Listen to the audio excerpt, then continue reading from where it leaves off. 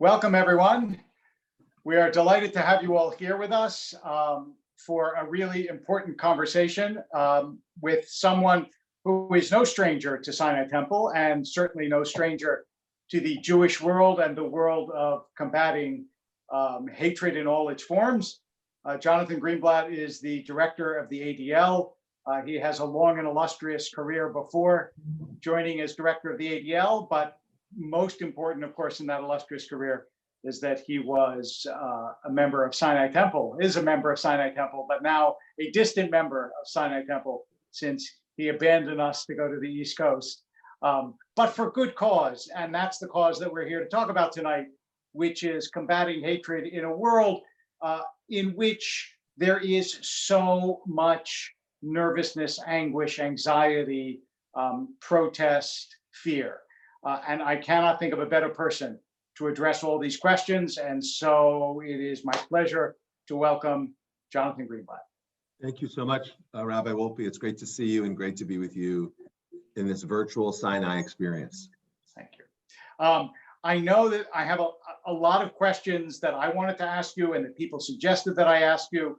But if I'm not mistaken, you have a presentation to start off with that might help us jumpstart the questions. And to those of you who are watching, you can write the questions in your comments, and we will transmit them to me, and I will be able to ask Jonathan questions from there. So please go right ahead. Sounds perfect. Okay, let me just open it up. All right, so we're going to talk tonight about the topic of how do we combat hate. And so what I did was kind of organize some thoughts, Rabbi Wolpe, to get us started. And I'll focus on trying to understand hate, some of the myths we see behind it, and then the state of anti-Semitism today in the United States, and then where do we go from here? So quickly understanding hate. I mean, hate is not a new topic or a new subject. It's been part of the human experience for, since time immemorial.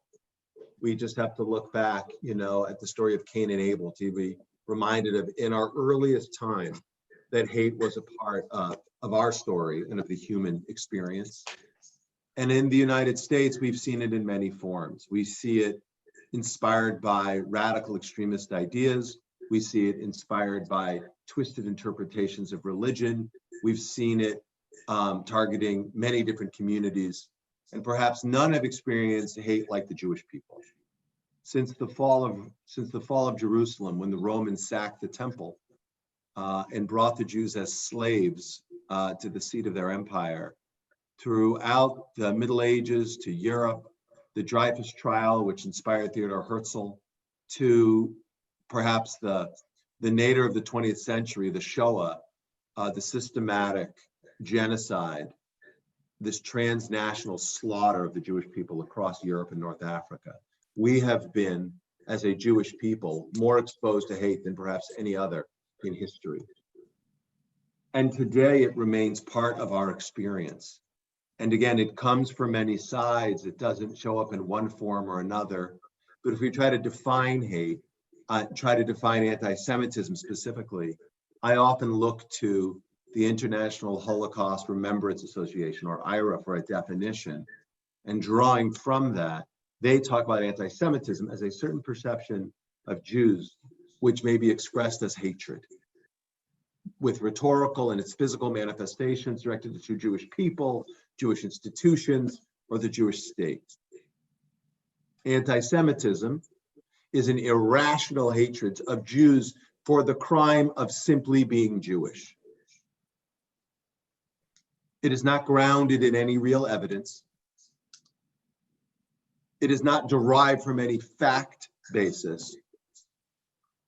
It is a function of this age-old phenomenon of Jew hatred, which again has been with us for thousands of years. Jews as the other. And there are several myths, a number of myths, that really undergird notions of anti-Semitism. One, that the Jews have too much power. And we've seen this myth manifest over time. Many look back at the protocols of the elders of Zion, that forgery from the turn of the 20th century that came out of Tsarist Russia, that continues to be part of the narrative of the Jewish experience today, even though it's been proved false again and again and again. But if you look at the images on the screen, the notion of the Jews somehow dominating the world, which was a staple of Nazi propaganda. To modern times, the idea that George Soros is somehow manipulating events, and this cartoon is particularly noxious because what you have here is George Soros manipulating David Petraeus, a highly ranked general who served at the highest levels of authority in the Obama administration, and H.R. McMaster, a decorated Marine general who served at the highest levels of authority during the Trump administration. And of course, if you see this behind Soros is the demonic hand of the Rothschilds. And all of it is false. Neither George Soros nor Sheldon Adelson are manipulating events behind the scenes. These are representations of the age-old myth of Jewish power, that Jews somehow are responsible for capitalism and communism, for the left and the right. Again and again, these myths show up. Or the myth of greed, which is particularly grotesque when you think about the fact that this is derived from ancient times when both the church and the mosque, if you will, prevented Jews from lending money, prevented their own people from lending money. So they forced the Jews into the role of moneylenders. The Jews were forced into the role that Gentiles thought was unclean. And then in turn, the Jews were then stereotyped for dealing in money. And whether it was the modern lynching of Ilan Halimi in France more than a decade ago, a middle-class Frenchman of Moroccan descent, and this Jewish boy was murdered by a bunch of deranged Islamists who suggested that because he was Jewish, he was wealthy. Or the blood libel, another ancient trope used to harm the Jewish people again and again and again. This myth is basically that somehow Jews want to murder Gentiles, that Jews derive some pleasure or some satisfaction or fulfill some ritual necessity by killing non-Jewish babies. We've seen this in Europe when a young boy named William of Norwich around the year 1100 was found murdered in rural England, and they blamed the Jews. Or we saw this in the Middle East, out of Syria and other parts of the Levant, where Jews were accused again of murdering Muslim babies, again, to use their blood for their rituals. Or in the Middle Ages, with the onset of the bubonic plague, and Jews were accused of spreading that disease. Or denialism. This is a particularly pernicious form of hatred against Jews, denying the very crime which denied the Jews their humanity. But Holocaust denialism is a particularly ugly trope that has been pushed out and promulgated and propagated by the largest state sponsor of anti-Semitism in the world. That would be the Islamic Republic of Iran. And to those of your audience, David, who are refugees from Iran, they know it better than most, how this regime, this totalitarian regime, has again and again and again employed this Holocaust denialism to great effect for their own political gain, to try to undermine the legitimacy of the state of Israel. And that then brings me to the final myth I'll just mention here briefly tonight, which is de-legitimization. Whether it is delegitimizing the Jewish people and saying we are illegitimate, we do not belong, we should go back to our country, or delegitimizing the Jewish state and saying it is illegitimate, it does not belong, Israelis should go back to their countries. These are different hues of the same color. That's what I would say to you tonight in no uncertain terms. Anti-Zionism is anti-Semitism, plain and simple. Denying the right of Jewish self-determination, unless you don't believe that any country has the right to exist, unless you are opposed to the notion of France as a republic or England as a country. And that may have some place in, I don't know, some college seminar in 19th century theories of nationalism. But as the head of the ADL, I can tell you, when I see anti-Zionism, anti-Zionist signs at rallies, no matter who's holding them, inevitably, we also see signs comparing Israel to the Nazi state, and on and on and on, denying Jews again, their legitimacy, which is nothing new at all. So let's talk briefly about our current moment. And I should say that first we have to understand the context. And I'll talk about three phenomena right now which are shaping the public conversation. First, the global pandemic, COVID-19, which of course has been a catastrophe on so many levels, Rabbi Wolpe, but in particular, it has spawned all kinds of hate, particularly anti-Asian racism, with people who are Asian or who are perceptibly or perceived to be Chinese being harassed and bullied and assaulted. It's ugly and awful, let alone the human toll and the economic consequences of the pandemic. Number two, systemic racism, which is nothing new in America. We've had hundreds of years from enslavement to Jim Crow to today,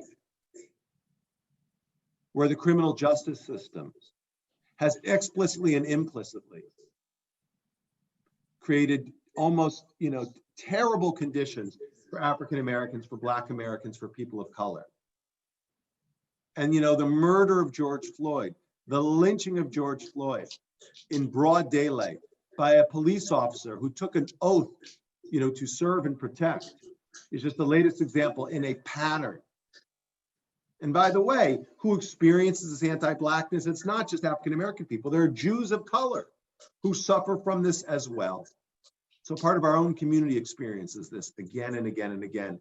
And then the third phenomenon that I would say is reshaping the public conversation today is this political polarization. Arguably, it hasn't been this bad since the Civil War, where you have sides who are literally at odds. And I'm guessing, Rabbi Wolpe, you know people in your congregation, you have friends, you may have family members who are no longer talking to each other because one watches Fox and the other watches MSNBC. Because one votes for Sanders and the other votes for Trump. And the level of rancor is so bad. We have echo chambers on social media which reinforce biases. And we've perhaps never been so divided. Now, what's so ugly about these phenomenon, any one of them would be deeply damaging to the national condition. But take it together, it is a perfect storm. And that is happening against a backdrop of rising anti-Semitism. Briefly, a word about that. This screen, you can see the bar chart over the last decade. The fact of the matter is, going back to 2001, anti-Semitic incidents in America were on the decline. They were declining since a high of 2001, the year of the September 11th attacks, when Jews were blamed for that crime. But then in 2016, something happened. The number spiked over the prior year by 34%.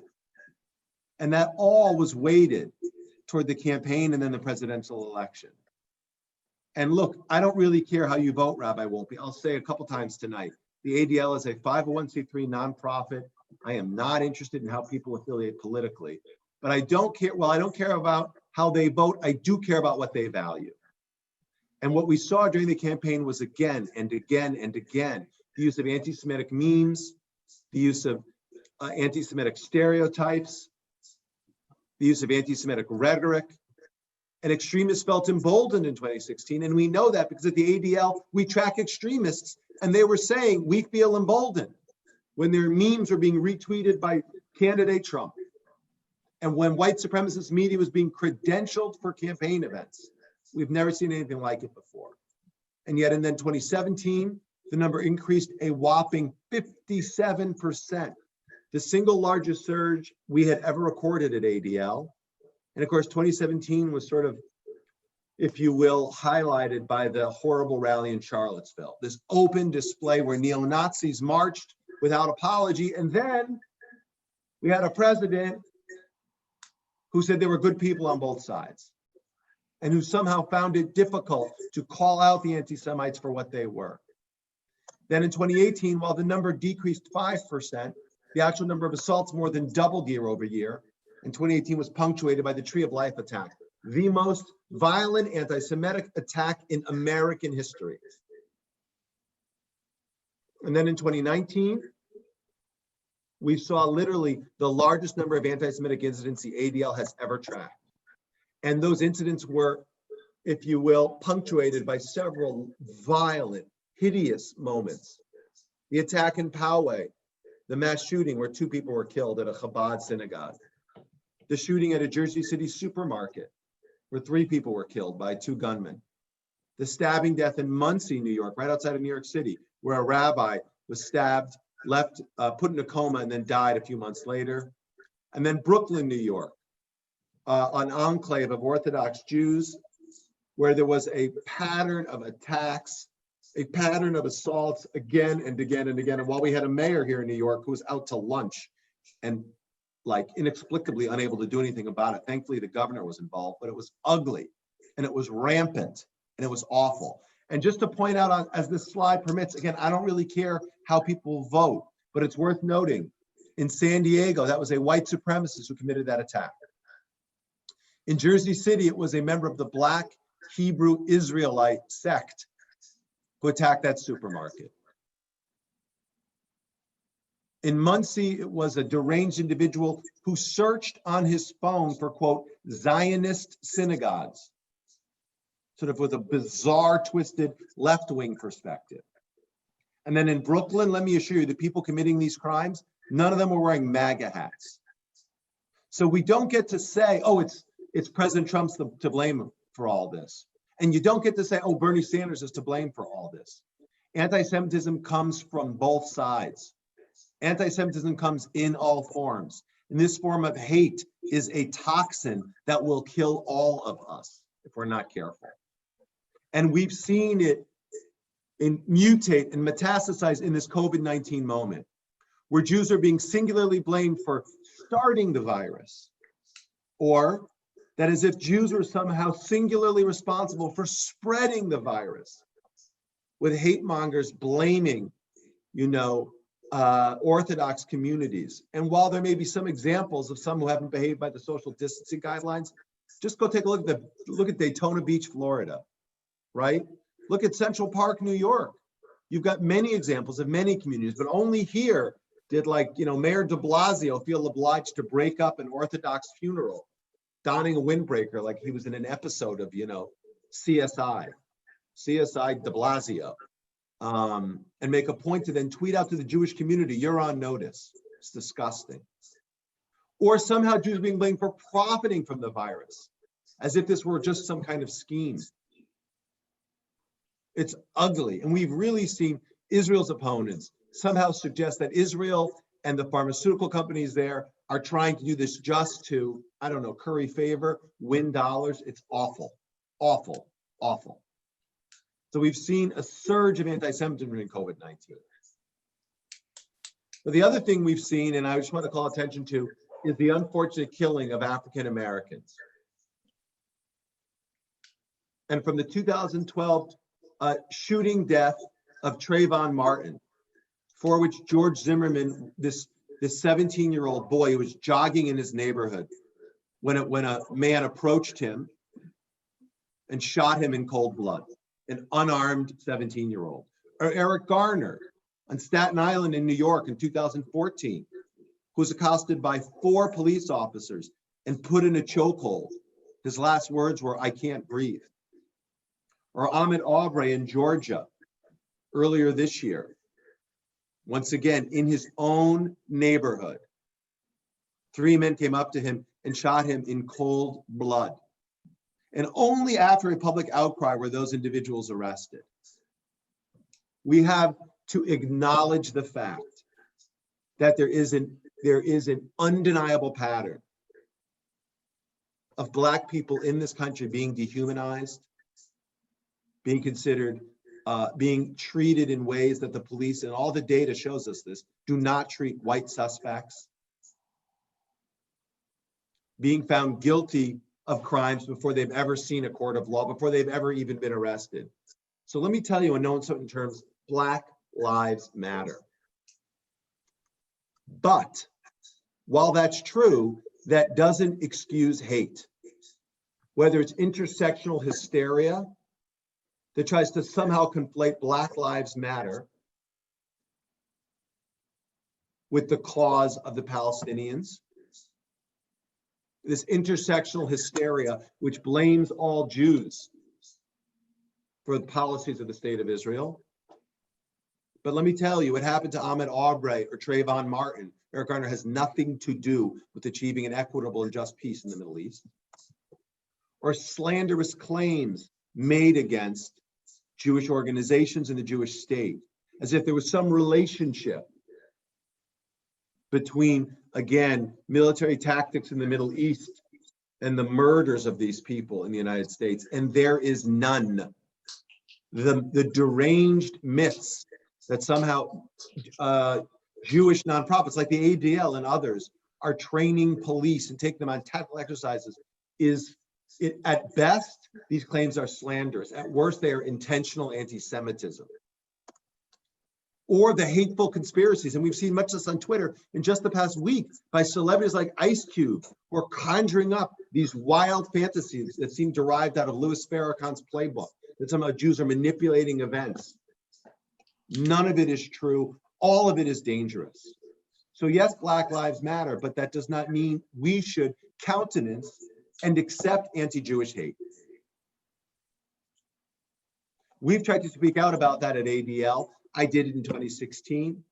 Anyone who's interested can go back and read the essay that I wrote, when the Movement for Black Lives released their platform in 2016. Rabbi Wolpe, you might remember it. And what I said then was, again, we've got to challenge the system and fight racism and push for justice, even as we call out anti-Semitism in unequivocal terms, without hesitance, without apology. And I think it can be done. So how do we combat hate today? Well, the ADL has been doing it for 107 years. We were founded in 1913 at a time when Jews suffered from systemic discrimination ourselves in this country. We couldn't attend many universities, live where we wanted, work in professions we wanted. Our access to public life was highly restricted. And in that moment, Leo Frank was lynched, falsely accused of a crime outside of Atlanta. This is a picture of Leo Frank hanging from a tree while the entire town came out to celebrate his murder. It was in that moment that ADL was founded. At a time when Jews in this country didn't have the political power you have right there in that synagogue, Rabbi Wolpe, when we didn't have the economic resources, when we didn't have the social standing. And in that moment, a group of Jews got together and said, we need to fight this. And they wrote a charter, we might call it a manifesto. And in it, they founded this organization, the ADL. And they wrote the words that still today, over 100 years later, we use as our mission statement. They said that the purpose of this organization would be to, quote, stop the defamation of the Jewish people and secure justice and fair treatment to all. And I will tell you, that was a bold, that was a courageous, that was an audacious assertion. At a time when our own future was uncertain, at a time when our own standing was weak, these Jews said, we will fight for ourselves and we will also fight for others. They realized that the Jewish people in America would never be free unless all people were free. And that's exactly the path that this organization has walked for 100 years. So we fight hate by, number one, responding to anti-Semitism when it happens. Literally, we are the front line when there is an incident, when a child is bullied, when a synagogue is vandalized, when a Jewish person is harassed, when a rabbi is assaulted, we get the call. And through 25 offices across the United States over decades and decades and decades and decades, this is what we do. We respond. Number two, we do advocacy, whether I'm testifying before Congress or before the State House in Sacramento or dealing with Mayor Garcetti. We speak truth to power, sometimes in front of the camera, often behind the scenes. When a university chancellor fails to deal with anti-Semitism on his campus, I will say to that chancellor, you can't have that SJP conference in the middle of in the middle of the quad at UCLA. Put it in the farthest recesses of campus, or don't do it at all. So we advocate in front of the camera or behind the scenes, and we don't just do it with elected officials, whether it's university presidents or the kings of Silicon Valley. And I would point to the campaign we just launched this morning with the NAACP and other nonprofits to take on Facebook for their failure to confront hate on their own platform. It's called Stop Hate for Profit. I could talk about that more if you want, Rabbi Wolpe. Thirdly, we use education. We believe the best defense is a good offense, and we need to inoculate the next generation from intolerance. That's why we educate more than 1.5 million school children every year across the country against hate, anti-Semitism, racism, all of it. And finally, we work with law enforcement. We're the largest trainer of law enforcement in the country on extremism and hate. And we are proud to train law enforcement, whether it's bringing them to Israel or it's training them here at home, in the police academy or at the highest levels of these police forces, at the local, state, and federal level. Because there may be crooked cops, if you will, but the vast majority of men and women who wear the uniform work to protect us, even if the system itself needs to be addressed. So finally, to the question about, what can you do to fight hate? Number one, I would encourage people, speak out. When you see hate, say something, whether it's on a Zoom, meeting, or it's at the Shabbat table, or it's in the locker room, or it's on Facebook. When it's on Facebook, flag the post. When it's on Twitter, report the tweet. Everyone can speak out when you see hate happen. We need to interrupt intolerance. Number two, share facts. Don't send around crazy memes that you got from your mother-in-law's neighbor telling you about, Barack Obama's birth certificate, telling you that George Soros is funding please, or Sheldon Adelson is investing in, please don't do it. And if you want to be a white ally to fight racism, get educated.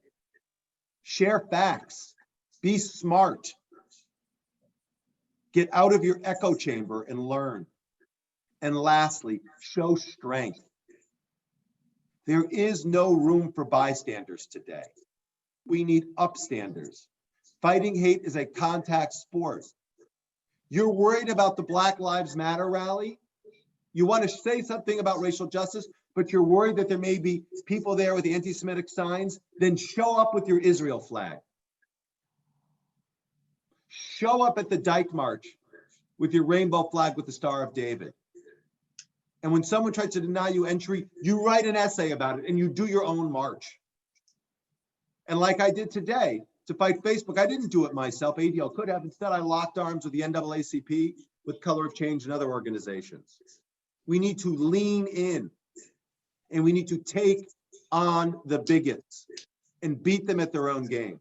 Look, like many of your congregates at Sinai Temple and all of us as the Jewish people, we are in this country because we all came from somewhere else. We were all escaping somewhere else. And we as a Jewish people know what it's like to be marginalized, to be persecuted, to be slaughtered. So if we want to keep the rights that we have, Rabbi Wolpe, we better be willing to work for it. We better be willing to fight hate. I want to thank you very much for that presentation that covered so much and so much that was and is important, and provides a tremendous platform for our discussion. I want to start with just the anti-Semitism, anti-Zionism intersection. And I want to note, because I'm sure I will get this question, that you criticized left and right. You criticized de Blasio, who was on the left, and Trump, who was on the right. Yep. That you criticized the Black Lives Matter movement, and you criticized, obviously, Unite the Night or the Right Rally. Yep. Not that they are equivalent, but the point is one is on the left and one is on the right. And so I want to ask you to start off with, both in Europe and in the United States, there is, it seems, this confluence of hatred. In some places in the world, the right is more frightening. In some places in the world, the left is more frightening. They're different in orientation and approach sometimes, but it does seem, I mean, growing up, at a certain point, anti-Semitism was not the primary concern of the Jewish community, and it has returned full force. I think even when you first took the job at the ADL, it was not, as that chart shows, but not only here, also in Europe, in Eastern Europe, and in Western Europe. And what happened? I mean, how did it come back so powerfully on all sides that the Jewish community really feels, I think, much less secure than it did 20 years ago? It's a good question. I think there are a few factors. So let me just say one thing to the frame. I mean, I think, I wouldn't even call the Unite the Right rally right. I mean, that isn't right in any normal sense. That isn't Mitt Romney right? That isn't, Arnold Schwarzenegger, Republican. right? It's not Republican. Yeah, it's not Republican, right? It's way off here. Yes, it's But that being said, so a few things. I think number one, I think we're living in a moment of extraordinary polarization. And polarization is bad for the Jews. Extremism in any form is not good for the Jewish people. I think we need to recognize that the rise of authoritarianism has been bad for the Jewish people throughout history. Like, I say that over the expanse of, 1,000+ years. Liberal democracy has been good for minorities and good for the Jewish people. So I think, number one, the rise of authoritarianism and the increasing pervasiveness of polarization has created a much more hostile kind of public space where minorities have been scapegoated, and the Jews are always the first minority to be scapegoated. That's number one. Number two, extremists feel emboldened in this moment. And like I mentioned before, in 2016, the ADL knows the extremists feel emboldened because we track extremism and we're following them like in their private chat rooms. We're following them in their password protected, 8chan fora and subreddits and whatnot. And there they were writing, we feel emboldened. And so when extremists feel emboldened, when they're entering the political space as they're doing, running for office, trying to sanitize their message, recruiting on campuses, we lose. So number one, I think the polarization. Number two, the rise of authoritarianism, and particularly in a place like Europe, from Putin to Orban, to political forces like Le Pen. I mean, it's scary.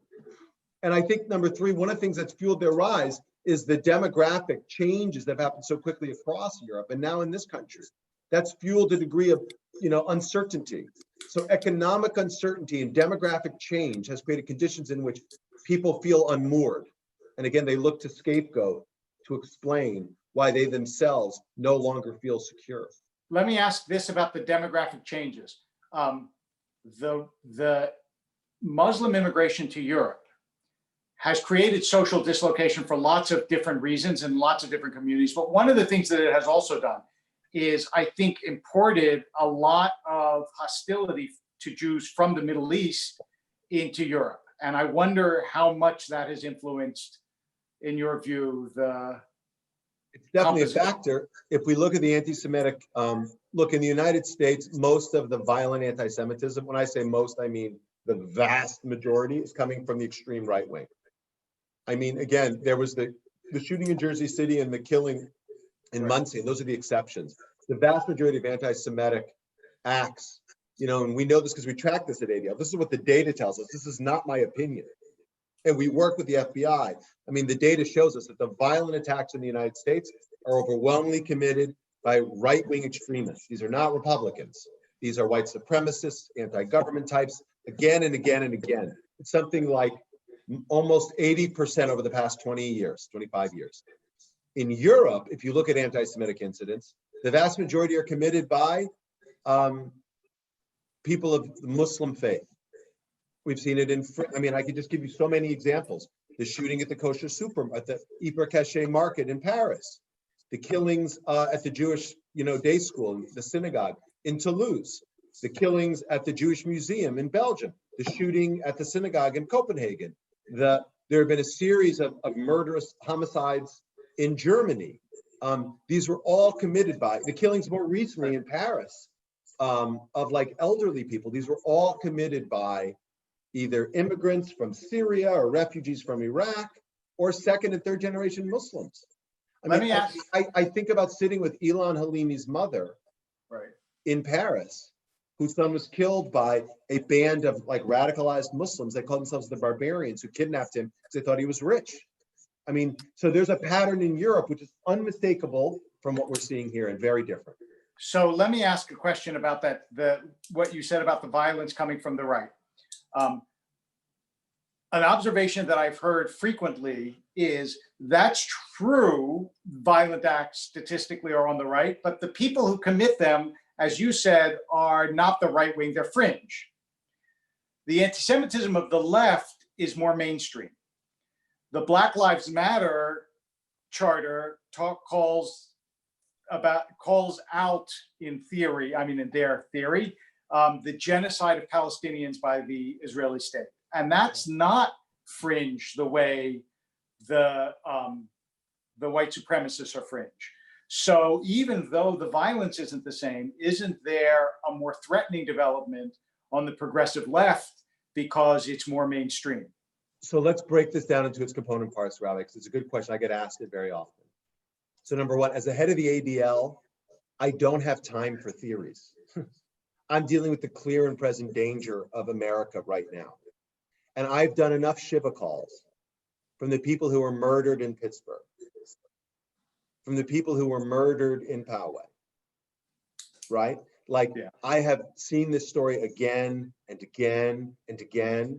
And when I'm dealing with the victims of assaults and murders, like, I don't have time for theory. And the people who, it would be wonderful to be a keyboard warrior who spent his time on Twitter all day telling me what's good or bad. My job is to protect the Jewish people. And if you want to ask the FBI or law enforcement, ask them, what are the violent threats facing synagogues? Where do the death threats come from? Where do these assaults come from? They're just right-wing extremists. That's undeniable. So the data doesn't lie. The reality is the violence today, I can't afford not to be worried about that. Now, at the same time, I also worry about the increasing radicalization in the rhetoric you see coming from some parts of the left. Now, it's not the entire political left. It seems to me that Joe Biden isn't really a problem, right? Or the vast majority of people who are running on the Democratic side. That being said, there are elements that are bad, and we need to call them out. Now, let's talk quickly about the Black Lives Matter moment. So, and let's distinguish, Black Lives Matter. You can't go sit in the lobby, Rabbi Wolpe, of Black Lives Matter. You can't go visit their office, right? You can't look at their hierarchy and say, I wonder who's the treasurer this year. Like, it's a movement, it's a phenomenon, it's a cause. There were certain people who started it, and they use Act Blue to try to raise money for it, but it is not a formal organization with a hierarchy of sorts. It just isn't. It's a movement. By the way, much like the movement to free Soviet Jews. There are, and I'll draw that comparison. So there are organizations involved in Black Lives Matter, from the NAACP to radical leftist groups that we really don't like at all at the ADL. There are individuals in it who are pretty terrific and some we find extremely problematic. But it is a constellation of people who are involved in it. It's a mass movement, like the Me Too movement, right? Or the Occupy movement. Now, that being said, Rabbi Wolpe, in 2016, a number of individuals and organizations, they said, we need a platform heading into the presidential. So they got together and said, let's create a coalition, and they called it the Movement for Black Lives, okay? The Movement for Black Lives. And that coalition produced a platform that, indeed, to your point, was about 40,000 words long, right? And had some they had a section on foreign policy, and they had about 800 words focused on Israel. Hateful, slanderous anti-Semitism through and through. That Israel's committing genocide, that's an illegitimate state, they embraced BDS, and so on and so forth. And at ADL, what I did in 2016 was I wrote that essay that I mentioned in the presentation, and you might want to link to it in the chat so people can read it. Mm-hmm. And I said, again, we need to deal with racial justice, but we shouldn't resort to anti-Semitism. I think these things are not incompatible, right? Now, with that said, what we need to note is that the Movement for Black Lives was a subset of the bigger phenomenon, and not everybody agreed with that platform. But flash forward to June 2020. If you go to the website for the Movement for Black Lives Today, the section on foreign policy is gone. That's encouraging to hear. The section on Israel is gone. Now, I don't know that I agree with every policy position they have, but we need to know that that noxious, awful content is no longer there. Now, that doesn't mean that I think people like Angela Davis or Mark Lamont Hill or others, or Tamika Mallory, have the right ideas about Israel. They don't. We need to call that out. But we can still acknowledge the systematic dehumanization of Black people isn't incompatible with the fight for justice. Last point. I mentioned the movement to free Soviet Jewry. As you might recall, because I'm sure you did marches, Rabbi Wolpe, and I'm sure Sinai Temple was involved. Many were involved in that. When I was a little boy, my grandfather had me marching. Now, think about the fact that at the same time, there were people involved in that movement who were also bad news, like the JDL, which mailed pipe bombs to people's homes. Their members were arrested by the FBI. How would we feel if someone said, I don't believe in freeing Soviet Jews because the JDL's involved? What would we have said? We would have said, yes, there are some bad apples, but these Jews need to be freed. These refuseniks need to come home. And so by the same token, we can say, yes, there are bad apples in the Black Lives Matter movement, but that shouldn't stop us from pursuing racial justice. Period, end of story. Thank you. I want to take, it's not a break, but Lily in 7th grade from Sinai Akiva Academy. Nice. Asked a question. If children are taught by their parents to hate, how do you teach them to see the other side and form their own opinions? Well, that's a good question.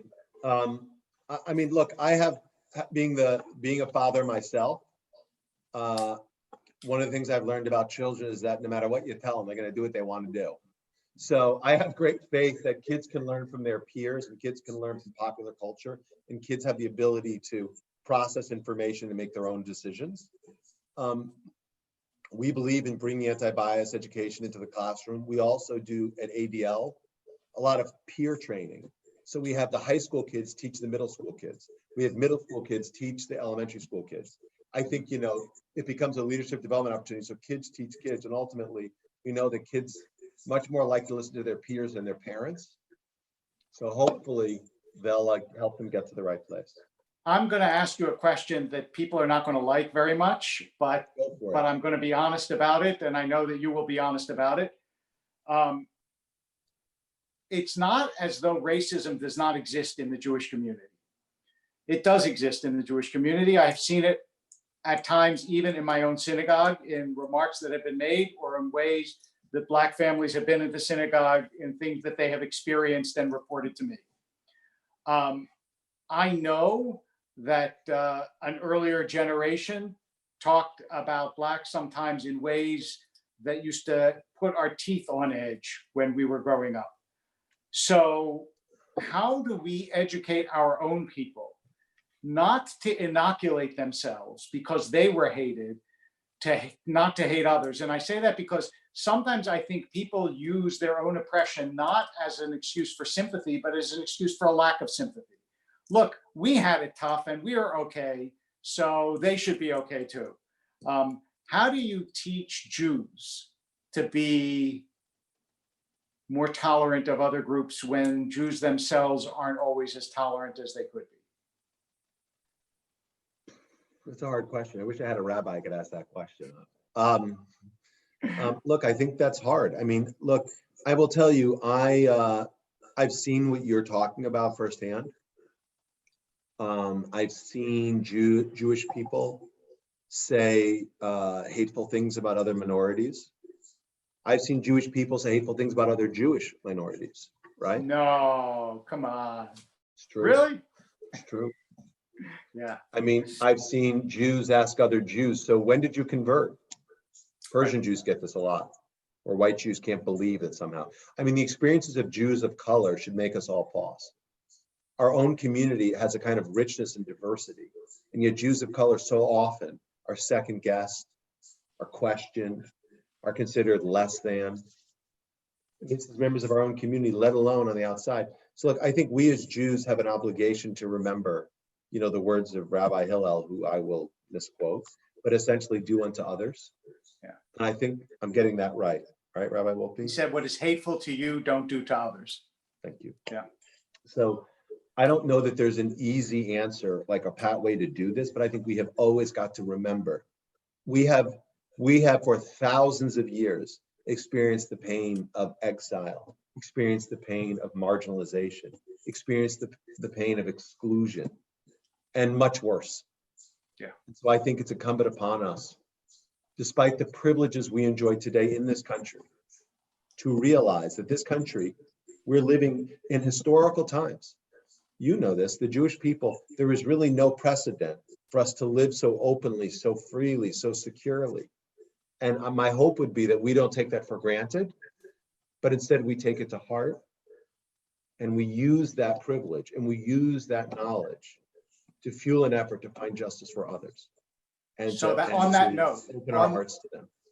On that note, I'm going to ask a question from somebody that we both know and respect and hold dear to our hearts. That's Ariel Mukhtarzadeh, who asked the following question. She said, we know that during elections that things always get worse, like contentious questions get more contentious. Do you expect this to get worse, the anti-Semitic attacks left and right up to the 2020 election? And how do we start building a coalition across this divide to fight hatred and anti-Semitism? I guess, first of all, I'm glad Ariel's watching. So somebody out there is watching. So thank you, Ariel. I guess I have a few thoughts on that. I think number one, as I look ahead to 2020, if past is prologue, we can certainly expect anti-Semitism to rise. The accusations that George Soros or Sheldon Adelson are trying to buy the election, the accusations that somehow, the Jews are manipulating events behind the scenes. I mean, I'm sure it'll all come back. And extremists feeling emboldened because, again, to be very honest, the president retweets their memes. Like, it's rather inexplicable, but he does it again and again. And so, yeah, we shouldn't be surprised. And then you have people like Ilhan Omar or AOC or others who make their own crazy charges. So all of this is bad, I think, bad for us. So I would expect anti-Semitism will probably go up. But I'll tell you something else. I think this year will be a little bit different. I think one of the biggest issues on this campaign will be China. And I'm no fan of the government in Beijing. Their human rights practices are despicable. Their censorship and surveillance is deplorable.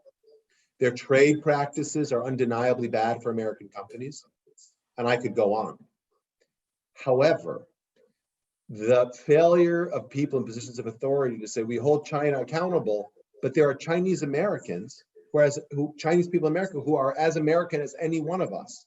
Right. I am afraid, based on what I've seen to date, that we will see more a pattern of harassment and vandalism and violence directed against Chinese people. It's worth noting the crime that in many ways triggered the wave of hate crimes laws that ADL helped to get past this country was the brutal beating of Victor Chin in 1982 in a parking lot in Detroit.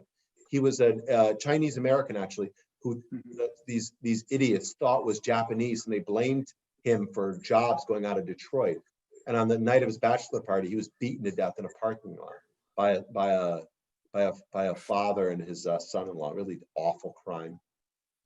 If you look at the exclusionary immigration policies of the 20s, like that was spawned or inspired by the Chinese Exclusionary Act of the 1880s. And frankly, they interned Japanese American people in this country, in the 1940s during the war. Asian Americans have repeatedly throughout our history been targeted, been marginalized. And I worry a great deal about assaults and anti-Chinese rhetoric heating up. And then thirdly, I would say, again, the Black Lives Matter movement has really struck a nerve. And yet I think you will start to see a reaction against that. And I think you'll start to see a kind of racism show up in the public square. It was marvelous last week when the NASCAR took the Confederate flags out of their racetracks. And that's an important move. And some of these stats coming down are an important move, but don't worry. I mean, it's predictable. You will start to see the racists say, well, the Confederacy wasn't all bad. And you'll start to see, well, maybe George Floyd was not the most honorable citizen, and so on and so forth. So I think, yes, I'm worried about anti-Jewish rhetoric. I'm worried about a rise of anti-Semitism around the campaign, but I also worry a great deal about anti-Asian racism and anti-Black racism. And how do you build this coalition? We're Because doing it in my every day. experience, tell us about it, especially in this context. In my experience, virtually anything you say, whether it is about what statues should or shouldn't come down, or what act is done by whatever politician, is filtered almost exclusively through the lens of political affiliation. And when that's true, how do you do this? You can build coalitions on the left, you can build coalitions on the right, but how do you build coalitions between the two? That's a great question.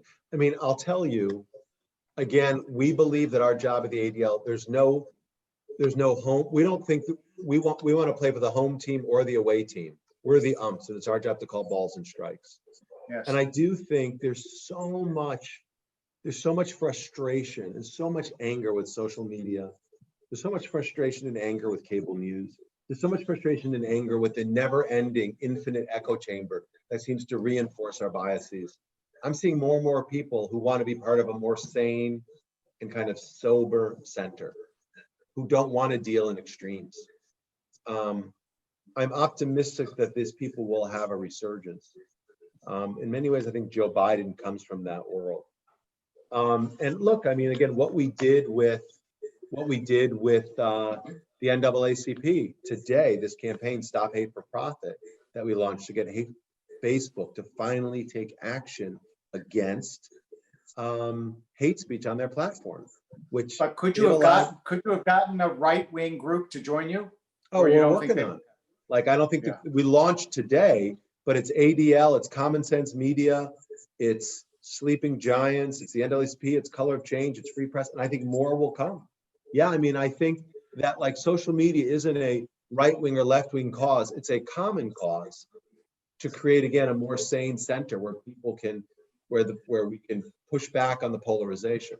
So whether it's working with the NAACP or the Asian American organizations or Latino groups, or working with, we have a partnership with, we created a program that we did last year focusing on fighting hate on the local at the community level. And we raised money for that from George Soros and the Koch brothers. Charles Koch and George Soros jointly funded an ADL project. To me, that's great. I love it. I angered everyone on the right for working with Soros and everyone on the left for working with Charles Koch. There you go. By the way, I've never met George Soros or Charles Koch, but if their foundations want to give us money, we'll take it. Do you think, as these marches continue, because they have been continuing, even though the coverage has been less, and the coverage has been less because they've gone on, and also the coverage has been less because, honestly, if they're not violent, people cover them less. But as the marches continue, do you think that the number of anti-Israel signs, declarations, so on, will diminish as the issue grows, or do you think that will grow? What are you charting at the ADL? Well, that's a good question. I mean, to be honest, we're watching all of these protests. We have not seen a proliferation of anti-Israel signs at all. We've seen some claims by radical groups, who I won't dignify by mentioning their names, who try to conflate U.S. police tactics with Israeli. That's one of the things I was going to ask you about. And it's all these fictions. It's all ridiculous. Like the ADL doesn't take police on tactical training, like in the West Bank. I mean, all these myths are crazy, and they feed into this kind of paranoia, and it's wrong. Like it's just not true. That being said, I haven't seen a proliferation of signs. We'll watch for it. But here's what I would hope. If you start to see anti-Israel signs, you know what I want, Rabbi Wolpe? I want pro-Israel people to show up for the marches. Right. I want pro-Israel people to show up with their Israeli flags and say Black Lives Matter and Am Yisrael Chai. Like, I think these things are entirely complementary. And I don't think we should cede I don't think we should cede the cause of racial justice to radical elements who seek to harm the Jewish people. I want you to know, yeah, we are already talking to a number of Black Zionist activists who are associated both with Black Lives Matter and with pro-Zionist movements to come and speak on Zoom calls to the synagogue, because Great. I think that that's the bridge we need. So what else are you watching or concerned about that we should be concerned about? I mean, I think the Asian discrimination was a really good point and something that's really important to watch. And coronavirus has, I think, increased people's just anxiety about almost everything. Is there anything else that we should be aware of that we might not be watching that we should be looking for? Well, especially as the election gets closer. You should be, so number one, we should all be, again, paying close attention to social media. I think Facebook is the front line of fighting hate. And if your kids are playing Fortnite, you want to find out, be careful, because again, we've watched the extremists innovate their tactics, from Zoom bombing and interrupting events like this to using gaming platforms, which they're doing to connect with each other and try to recruit. Okay. So whether it's literally Fortnite or any of these multiplayer games, Rabbi Wolpe, we've seen extremists penetrate them and use them to connect with each other and to try to recruit. So we need to watch for the way they innovate and try to use technology to infiltrate our lives. And again, I think from Twitter and Facebook, from YouTube, I mean, there is work to be done to watch that. So number one, I would watch social media to be vigilant about that. Number two, I would watch the platforms of both political parties this summer. Is the Democratic platform going to have hateful things about Israel in there? Is the Republican platform going to have hateful ideas about other racial minorities in there? I mean, we need to watch the platforms because that's where policy is set. And number three, I'd be watching for anything the Platt brothers do. I'll be the first to watch it because they're the best. Okay, I mean, there are other questions, but the truth is they're all variations of things that you have talked about. And I suppose I would just close then with this sort of general question. As you observe all of these mechanisms, social media and so on, do you expect, not that you're gifted with prophecy, but you can extrapolate from current trends, do you expect that anti-Semitism in America and worldwide is going to be a bigger problem for our successors, yours and mine, than it is for us, or a smaller problem than it is for us? Bigger problem. Bigger problem. Look, the reality is Jews are only 2% of the US population. And because of intermarriage and other trends, we're not growing as a percent. In fact, we're shrinking. That's reality number one. Number two, the rise of authoritarianism, the rise of militarism, the rise of paranoia. These are bad for the Jews. No, believe me, let me tell you something. Anybody who thinks like Lafayette Park across the street from the White House is a battle space to be dominated, these are bad trends for the Jews. Whether it's in Hungary or France, Brazil or the United States, I don't really care how elected officials, what they say about Israel. These trends of authoritarianism and militarism are bad for the Jews. And again, the history tells us that anti-Semitism itself is like a virus that remains dormant and can explode at any time. And economic conditions, when people feel like they can't do better than their prior generation, when people have economic anxiety, whether it's caused by COVID-19 or again by demographic trends or by structural changes in the economy, they often, when the systems fail, okay, when markets fail, when governments fail, people look for scapegoats to blame, on which they can blame their problems. And the Jews throughout history have been a consistent target of scapegoating and stereotyping. So economic anxiety plus our own, the rise of these political trends like authoritarianism and the shrinking of like liberal democracy By the way, just one thing, authoritarianism, I'm talking about Orban, if you will, I'm talking about Bolsonaro, I'm talking about Duterte, but you can have a kind of authoritarianism of the left as well. It could be an intellectual authoritarianism versus a military authoritarianism. But again, rigidity and dogma is bad. Like for Chavez, was. Yeah, like Chavez, exactly. So, or Khamenei today. I mean, I just want to point out, no side has a monopoly on morality. You can have dogma, you can have rigidity, you can have authoritarianism on any side. So economic anxiety plus authoritarianism plus our own shrinking numbers, I think, make us vulnerable. And history tells us, again, that anti-Semitism really never goes away. We can just try to suppress it. We can just we need to keep it down. And as you know, I think in the post-Holocaust time, Rabbi Wolpe, of the last 50 years, we've had this golden age. And in part because I think the world had a sort of collective guilt. As the Holocaust continues to fade from memory, as we lose more and more survivors, as that slips away, again, it allows the extremists to step in and say, did that really happen? Did you really feel guilty? And the last thing I'll say that's worrisome is you think about those mega trends. I think the trend that disturbs me the most, Rabbi Wolpe, is something that I really hadn't seen much before I took this job 5 years ago, because I wasn't really in Jewish communal life. It's seeing Jews fight with other Jews. It's seeing right-wing Jews fight with who they perceive to be left-wing Jews. It's left-wing Jews fighting with right-wing Jews. When Jews fight other Jews, it's the anti-Semites who win. And seeing this interscene kind of warfare play out on the op-ed pages of various Jewish media, again, in the Twitter feeds of various personalities, it's awful. And so I worry a great deal, not only about the exogenous threats, but the endogenous threats that we face to ourselves. And so that is deeply, deeply problematic. So like, yeah, Chelsea Handler, whatever, that doesn't really worry me. Jews fighting other Jews, I think that's deeply, deeply corrosive and disturbing.